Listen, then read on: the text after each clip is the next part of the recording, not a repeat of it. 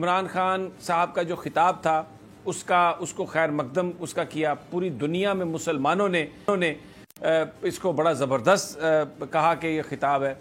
لیکن ہماری اپوزیشن ان کے بارے میں بھی بات کرنا ضروری ہے.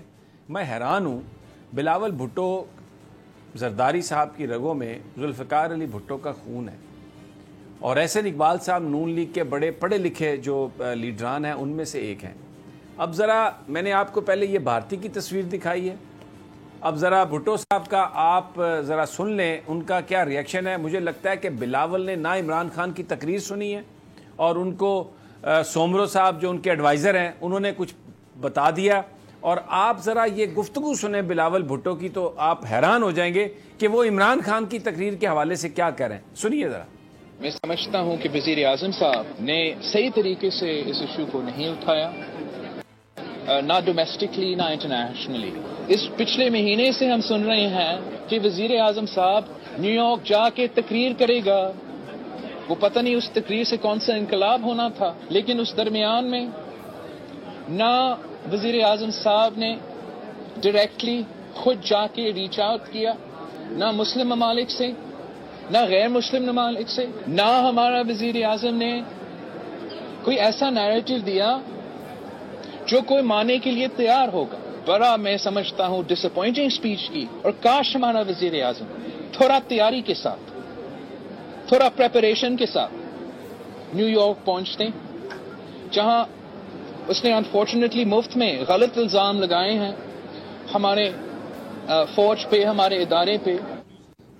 یہ بلاول بھٹو پتہ نہیں کون سی تقریر انہوں نے سنی ہے، آئی ڈونٹ نو. میں کچھ کہنا نہیں چاہتا، یہ ان کا ریئیکشن ہے.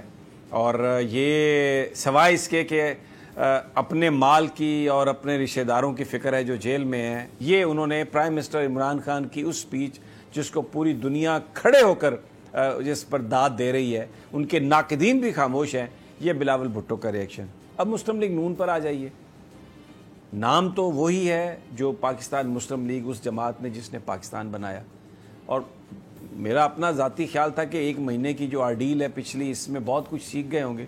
آج بھی جس طرح سے انہوں نے تنقید کرنے کی کوشش کی ہے عمران خان صاحب پر، اور وہ بھی ڈاکٹر پروفیسر احسن اقبال صاحب پھر خفا ہو جاتے ہیں کہ یار آپ اس طرح کی باتیں کرتے ہیں. ذرا سنیے کیا فرما رہے ہیں وہ. کل آپ کو معلوم ہے کہ عمران صاحب نے اقوام متحدہ میں تقریر کی. وہ تقریر کے پرانے فنکار ہیں. 2011 میں مینار پاکستان کے سائے میں بھی انہوں نے بہت شاندار تقریر کی تھی، لیکن وہ نیا پاکستان جس کا خواب انہوں نے مینار پاکستان پہ بیچا تھا، آج آپ نے دیکھا اس کا کیا انجام ہو چکا ہے. پچھلے خاص طور پہ 3 سالوں میں انہوں نے لاتعداد شاندار تقریریں کی ہیں، لیکن اپنی ہر تقریر پر پھر یو ٹرن بھی لیا ہے.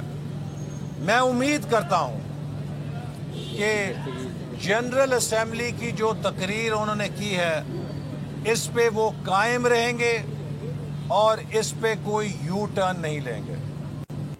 اب یہ احسن اقبال صاحب کیا عمران خان صاحب کو کہہ رہے ہیں کچھ، یعنی کوئی ریشنلی کوئی بندہ بات کرتا ہے، کسی پوائنٹ پہ بات کرتا ہے، اور اگر کشمیر پر ایک اچھا موقف پیش کیا ہے پرائم منسٹر عمران خان نے، تو آپ کہہ دیں کہ پرائم منسٹر آپ نے قوم کی امنگوں کی ترجمانی کی ہے. کشمیر کی حد تک تو معاملہ ٹھیک ہے، دوسرے معاملات خراب ہیں.